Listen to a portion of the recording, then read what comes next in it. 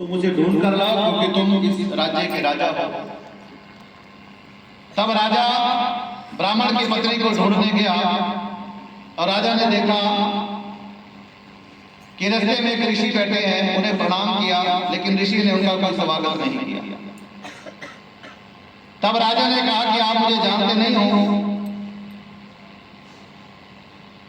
तब ऋषि ने उत्तर दिया कि राजन, तुम अर्घ्य योग्य होते हुए भी इस समय उसके पात्र नहीं हो, क्योंकि तुमने अपनी निरपराध स्त्री को वन में त्याग दिया।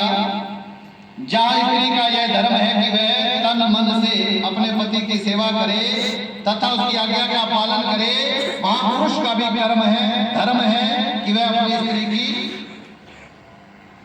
सम्मान करे।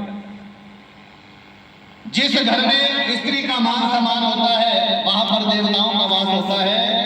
ऋषि राजा से कहते हैं कि पुरुष का ये दायित्व है कि वो अपनी स्त्री का सम्मान करे, और जिस घर के अंदर स्त्रियों का सम्मान होता है वहीं पर ही देवताओं का वास होता है। जहां स्त्रियों का अनादर होता है वहां कभी सुख शांति नहीं रहती। इतना सुन राजा लज्जा युक्त हो पूछने लगा कि भगवान, आप भूत भविष्य और वर्तमान तीनों काल को जानने वाले हो, इसलिए कृपा करके बताइए कि ब्राह्मण की स्त्री को कौन हर कर लेके आया।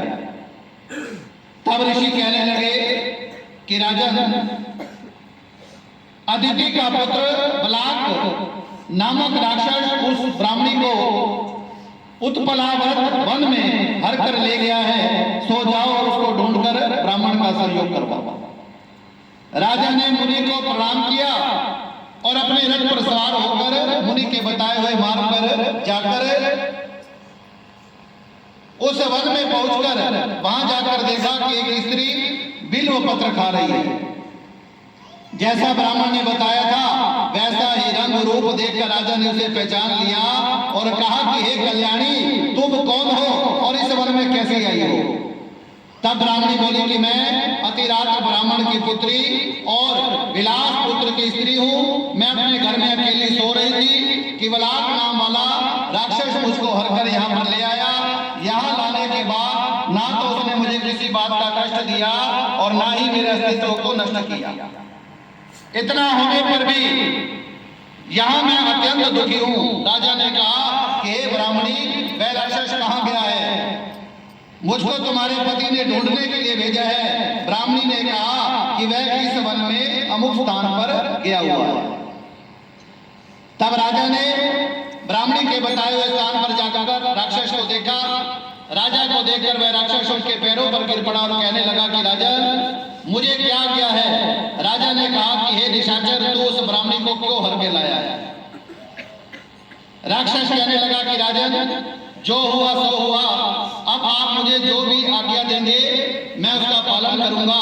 तब राजा ने कहा कि हे निशाचर, यदि तू इस स्त्री के साथ विवाह करना चाहता है तो देख, यह अत्यंत करूपा है, और यदि खाने का इरादा है तो वैसे कहे। राक्षस कहने लगा कि राजन, मेरे घर में अनेक अप्सराएं हैं और उनको छोड़कर मैंने कभी किसी को देखा तक नहीं। मैं मांस भी नहीं खाता, मैं तो केवल पूर्व जन्म के पापों का प्रायश्चित कर रहा हूँ। इस ब्राह्मणी का पति राक्षसों को मारने का मंत्र जानता है, अतएव जब हम यज्ञ का अन्न ग्रहण करने के लिए जाते हैं तो वह हमें वहां से भगा देता है, क्योंकि सब यज्ञों का वही आचार्य बनता है। इसी कारण उस ब्राह्मण को दुखी करने के लिए मैं उसकी स्त्री को हर कर लाया हूँ, क्योंकि बिना स्त्री के पुरुष कर्म का अधिकारी नहीं होता। यह सुनकर राजा ने विचार किया कि यह राक्षस भी हमारी निंदा कर रहा है। बोलो सच्चिदानंद भगवान की। मुनि ने भी हमें अर्घ्य योग्य नहीं समझा। राजा अपने मन में ऐसा विचार कर रहा था कि राक्षस कहने लगा कि राजन, मैं आपकी प्रत्येक आज्ञा का पालन करूंगा। इतना कहकर हाथ जोड़कर खड़ा हो गया। राजा ने कहा कि हे निशाचर, तुम इस ब्राह्मणी को इसके घर पर छोड़ो, और जब हम तुम्हें याद करेंगे हमारे पास आ जाना। राजा की आज्ञा को पाकर वह राक्षस उस ब्राह्मणी को उसके घर छोड़कर आ गया। तब राजा सोचने लगा कि मैंने भी अपनी निर्दोष स्त्री को घर से निकाल दिया है। अब ऐसा कौन सा पुण्य कर्म करूं जिससे यह पाप दूर हो सके। तब राजा थोड़ा उसी मुनि के पास गया और उनसे अपना कर्तव्य पूछा। मुनि ने कहा कि हे राजन, पुरुष के लिए स्त्री धर्म, अर्थ, काम और अंत में मोक्ष को प्रदान करने वाली है। स्त्री के बिना पुरुष को इस लोक परलोक में कहीं भी सुख नहीं मिलता।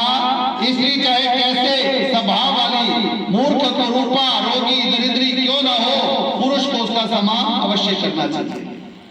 राजा कहने लगा कि हे मुने, मैंने अपनी निर्दोष पतिव्रता स्त्री को बिना अपराध के त्याग दिया है, अब मैं क्या करूं? तब मुनि ने कहा कि हे राजन, तुम्हारी स्त्री को शतापात नाम के नाग ने वन में घूमते हुए देखा तो वह उसको पाताल लोक में लेकर गया है। उस नाग की नंदा नाम वाली एक कन्या है, उसने अपने घर में उसको छिपा रखा है। यह सुनकर राजा वहां से अपने घर आया और ब्राह्मण को स्त्री सहित अपने घर में देखकर बहुत प्रसन्न हुआ। तत्पश्चात राजा ने बलाक नामक राक्षस को याद किया तो वह तुरंत ही राजा के पास आकर उपस्थित हो गया। बलाक को देख राजा ने उसे पाताल लोक में अपनी स्त्री को लाने के लिए आदेश दिया। उसके बाद वह राक्षस पाताल लोक गया और वहां से राजा की स्त्री को लाकर उसे सौंप दिया। तत्पश्चात राजा और रानी बड़े प्रेम से रहने लगे। नारद जी महाराज कहते हैं कि राजा प्रभु, हमने तुमको गृहस्थ आश्रम की महिमा का विस्तार से वर्णन किया है। इसे जो भी सुनता है, जो भी इसे कहता है, ऐसे जीव को अंत में भगवान के चरणों की प्राप्ति हो जाती है। बोली बात। दूसरा दिन का कथा। तो नारद जी को